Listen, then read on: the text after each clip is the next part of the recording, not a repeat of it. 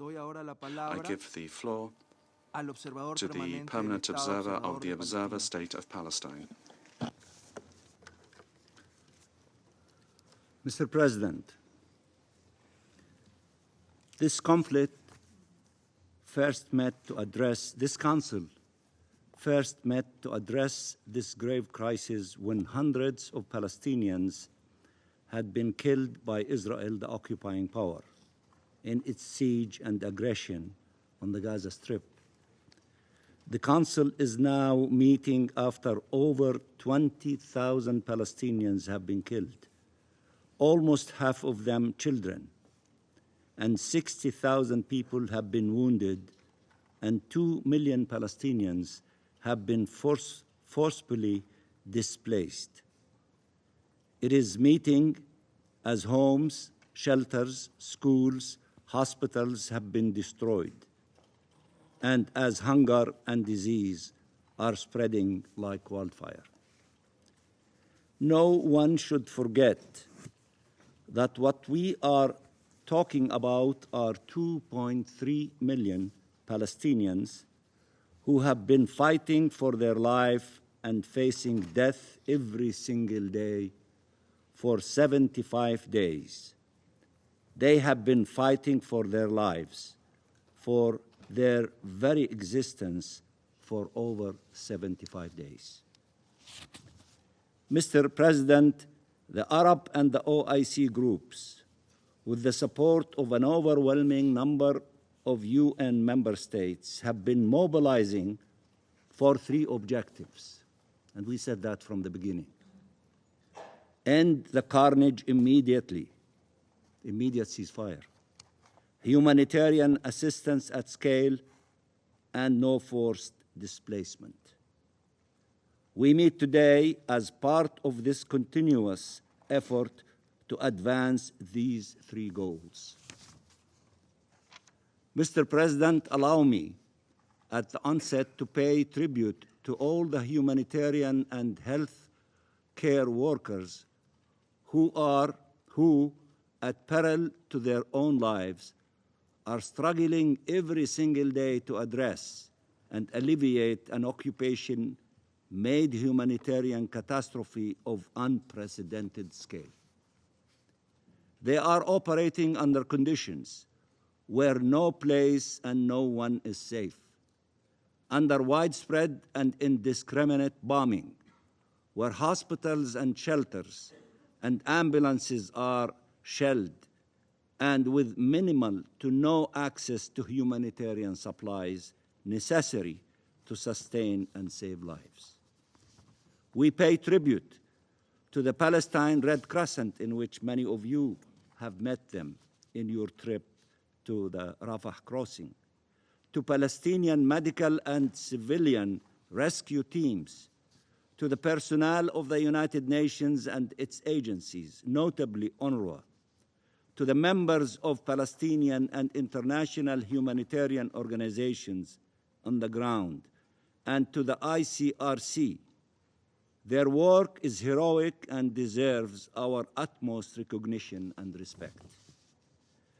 The draft resolution presented by the United Arab Emirates is to allow them to conduct their sacred mission to assist civilians in need, to save human lives, as Israel, the occupying power, continues to ignore the global demands for an immediate humanitarian ceasefire and to deprive the Palestinian people of the humanitarian aid they desperately need.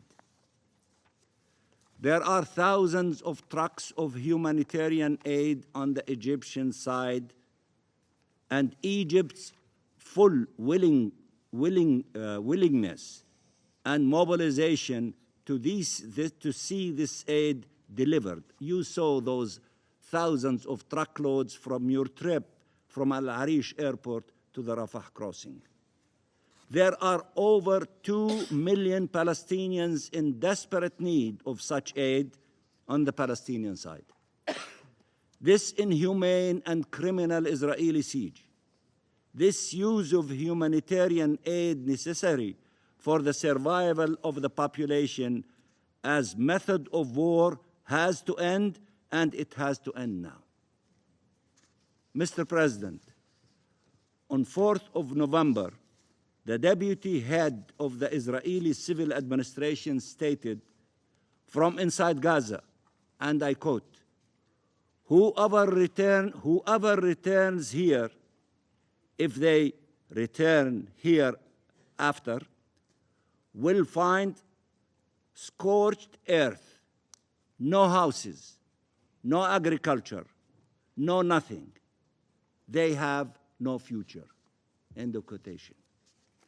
This is just one statement among far too many, demonstrating in shocking terms that what we are dealing with is an attempt at the destruction of our people and their displacement forever from their land.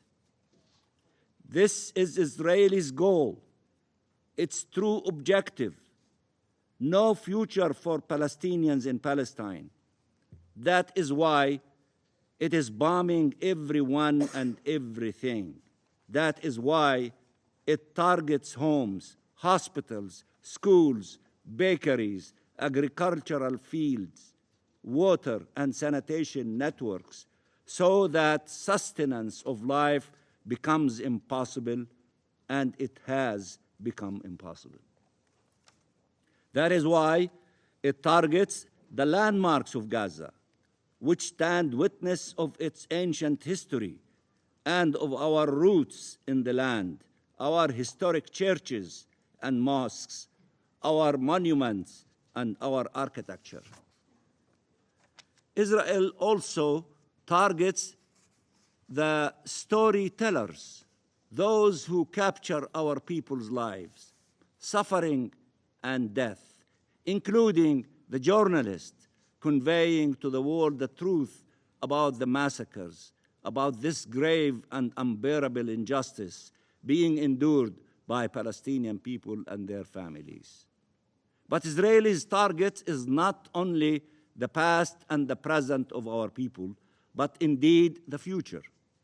That is why it kills our doctors, engineers, poets, academics, artists.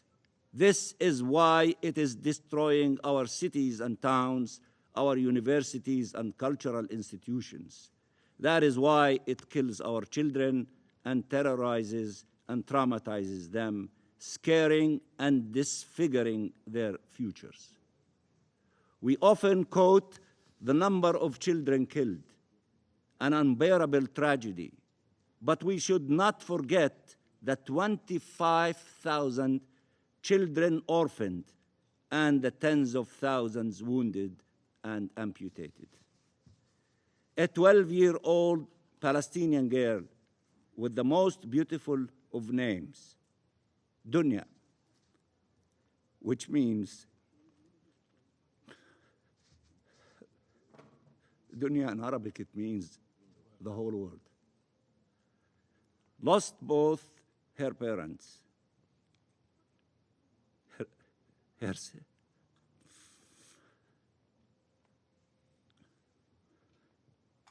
sister, and her brother, all killed in Israeli shelling of her house. She also lost her leg, and I believe she was interviewed by the CNN journalist that United Arab Emirates managed to let her enter the Gaza Strip and to make that important report that she did. And Donia said that while she will never forget her loved ones,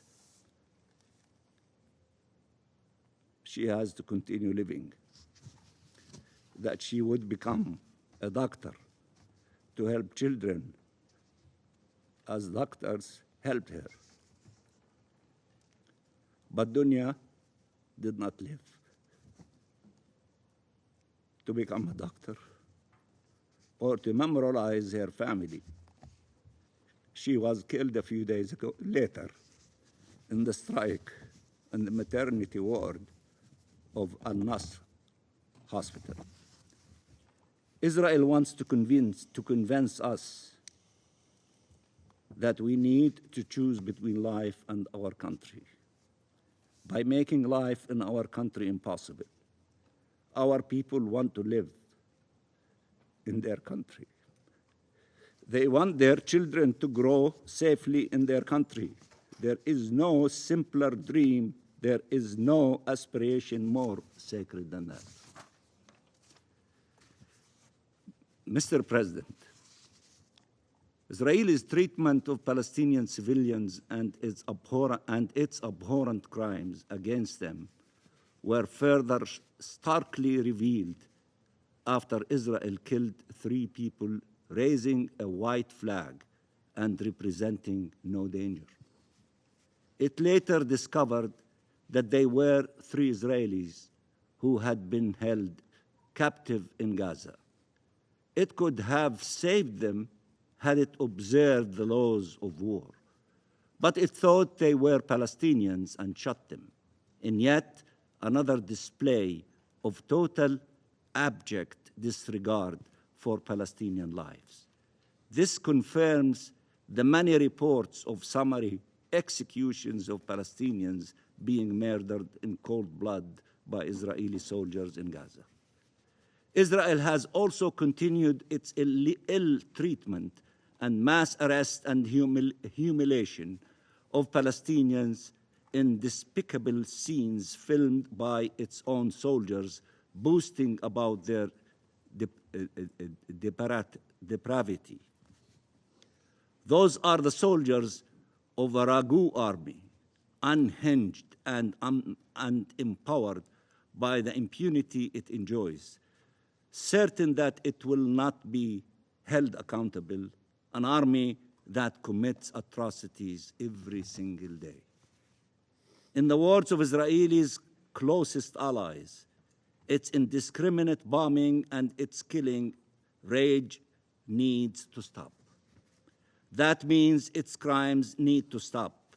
Gaza is like a patient whose wounds you are trying to treat while the killer keeps shooting at them.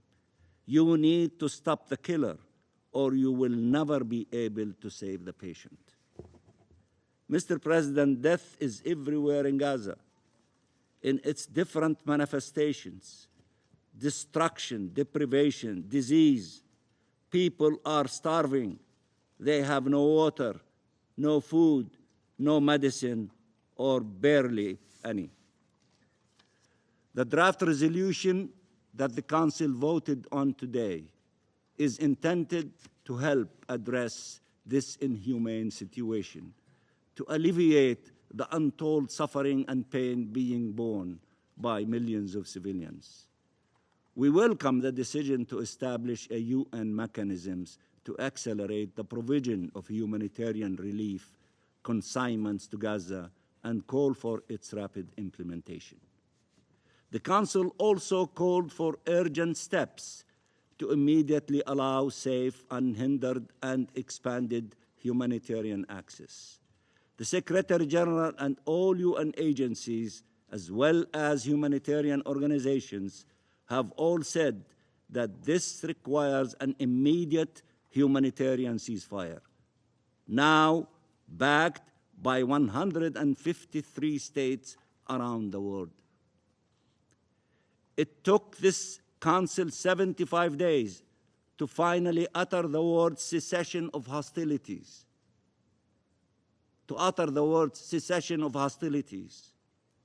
40 days after the General Assembly first referred to that objective and tens of thousands of Palestinians killed later.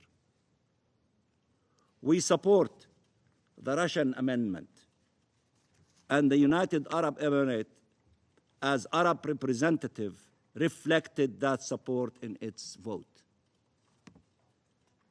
Of course, that paragraph, which was endorsed in the blue form, the original one, by the 83 co-sponsors. The resolution is also clear about the unwavering commitment to the two-state solution consistent with international law and UN resolutions, and in this context, on the status of the Gaza Strip as an integral part of the territory occupied in 1967 and as part of the Palestinian state, and on the unity of the Gaza Strip and the West Bank, and the role of the Palestinian Authority, and the complete rejection of forced displacement in violation of international law. Mr. President, let us act now to save lives, to provide life-saving assistance and life-sustaining hope. This resolution is a step in the right direction. It must be implemented and must be accompanied by massive pressure for an immediate ceasefire. I repeat, immediate ceasefire. There is no way to stop the war crimes, crimes against humanity, and genocide underway, but an immediate ceasefire. Ceasefire again. There is no way to start addressing the occupation-made humanitarian catastrophe, but an immediate ceasefire. Ceasefire again. There is no way to release those held captive, but an immediate ceasefire. This resolution calls for protection of civilians, deplores attacks against civilians, rejects forced displacement, calls for immediate and safe humanitarian access, and for humanitarian aid reaching the Palestinian population. All that requires an immediate ceasefire. Immediate ceasefire, as requested and as called for by the Secretary General in his famous letter to the Security Council. Humanity must prevail. International law must prevail. Millions of lives hang in the balance. And I thank you very much, Mr. President.